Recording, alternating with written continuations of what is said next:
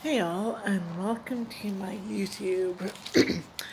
I shall be reading to you all the background information on the three letters of St. John. Make sure to check out my other videos and playlists as well. Okay. The first letter of John. Background information. Early Christian tradition identified this work as a letter of John the Apostle because of its resemblance to the four Gospels in style, vocabulary, and ideas.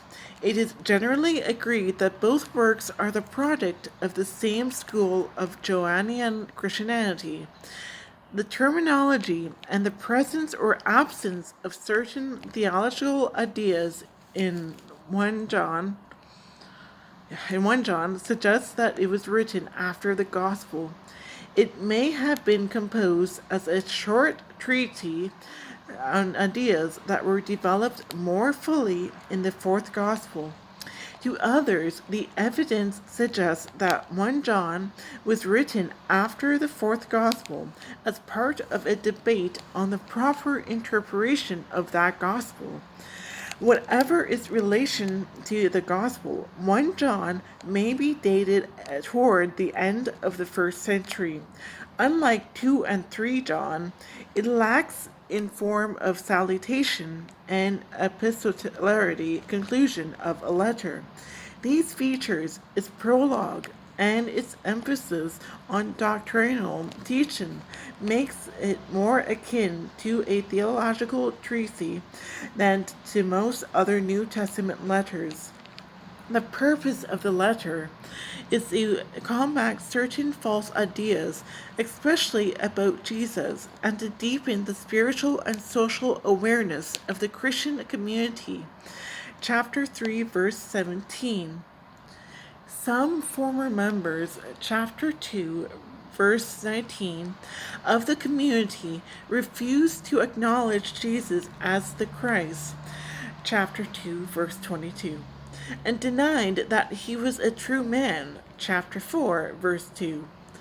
The specific heresy or Gnosticism, the former doctrine, denied the humanity of Christ to ensure that his divinity was untainted, and the latter viewed the appearance of Christ as a mere stepping stone to higher knowledge of God.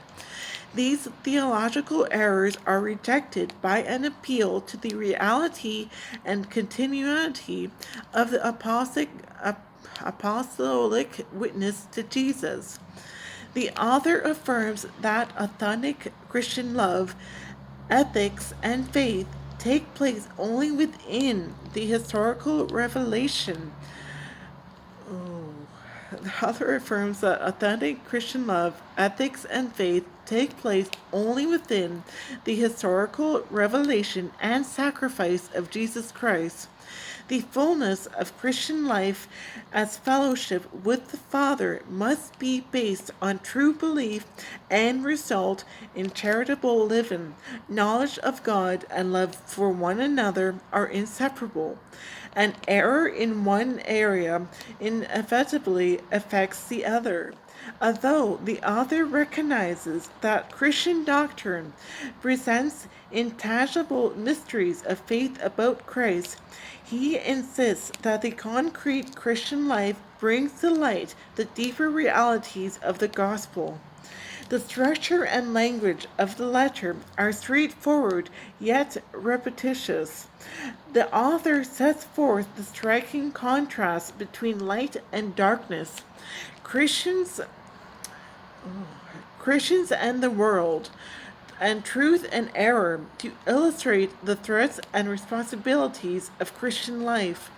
The result is not one of theological argument, but one of intense religious conviction expressed in simple truths. The letter is of particular value for its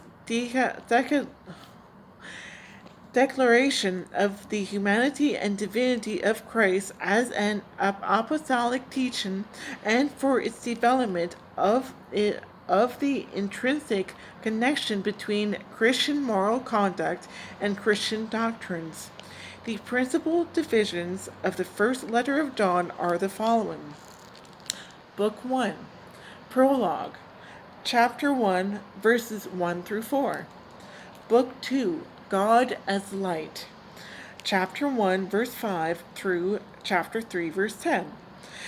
Book 3, Love for One Another, Chapter 3, verse 11 through Chapter 5, verse 12. And Book 4, Epilogue, Chapter 5, verses 13 through 21. And I just want to apologize for skipping lines and stuff. The background information takes up the whole entire page, while when I was reading the actual scripture, it only takes half pages. So, yes, I'm sorry. I'll give you an example right here. As you can see, a full page, then half page, half page. Okay, the second letter of John, background information. Written in response to similar problems, the second and third letters of John are of the same length, perhaps determined by the practical consideration of the writing space on one piece of papyrus.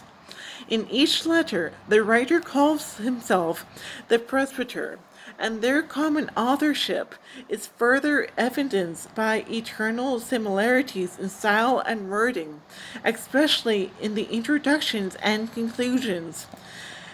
The literary considerations that link 2 and 3 John also link them with the first letter and the Gospel of John.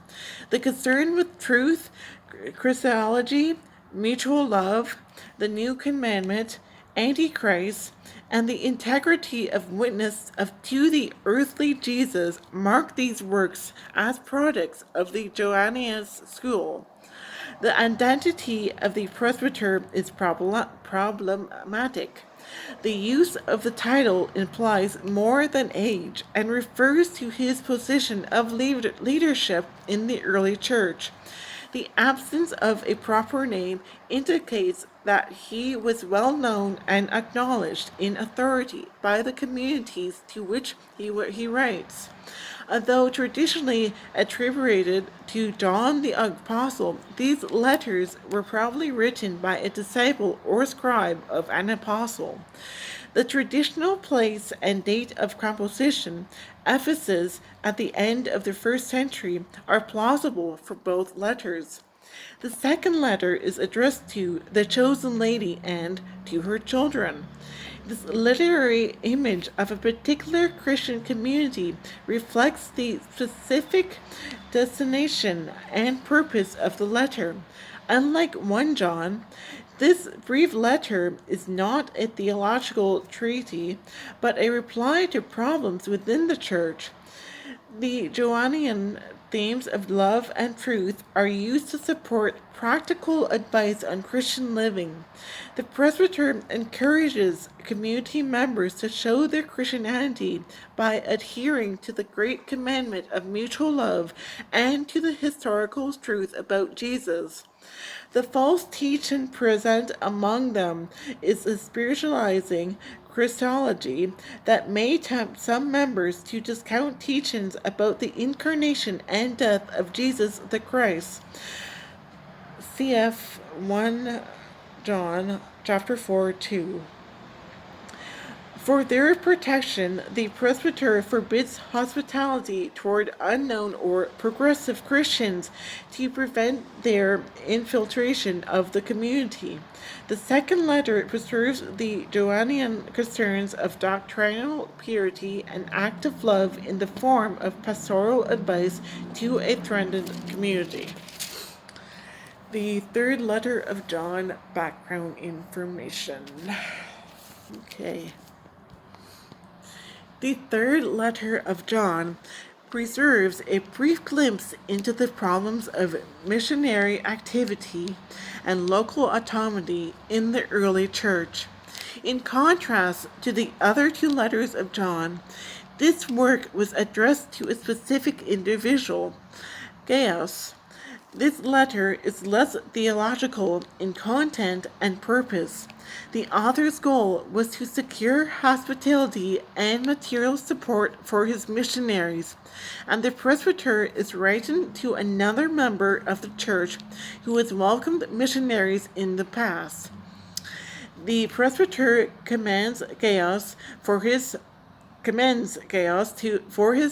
hospitality and encourages his future help. He indicates he may come to challenge the policy of Diotrephes that is based on evil gossip. The problems of the presbyter in this short letter provide us with valuable evidence of the flexible and personal nature of authority in the early church. The presbyter writes to Gaius, whom perhaps he had converted or instructed, on the bias of their personal links. The brothers have also confirmed him as a loyal Christian in action and belief. Gaius accepted the missionaries from the presbyter and presumably will accept Demetrius on the presbyter's recommendation. In contrast, Diotrephes refuses to receive either letters or friends of the presbyter. Although he is portrayed as ambitious and hostile, he perhaps exemplifies the cautious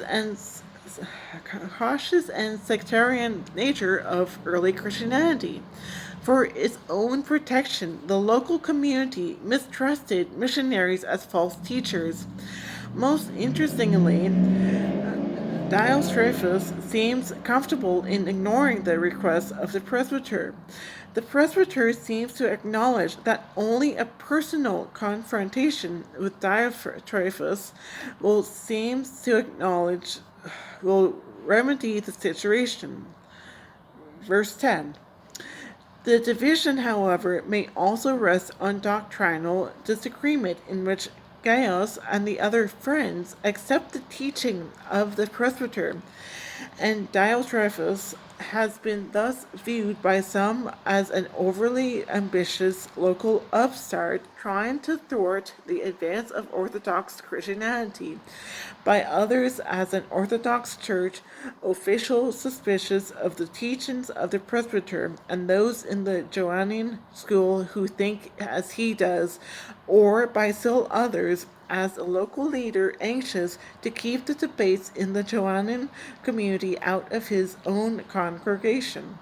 This brief letter and the situation that it mirrors shows us how little we know about some details of early development in the church. Schools of opinion existed around which questions of faith and life were discussed, and personal ties as well as doctrine and authority played a role in what happened amid the divisions and unity. And thank you for watching.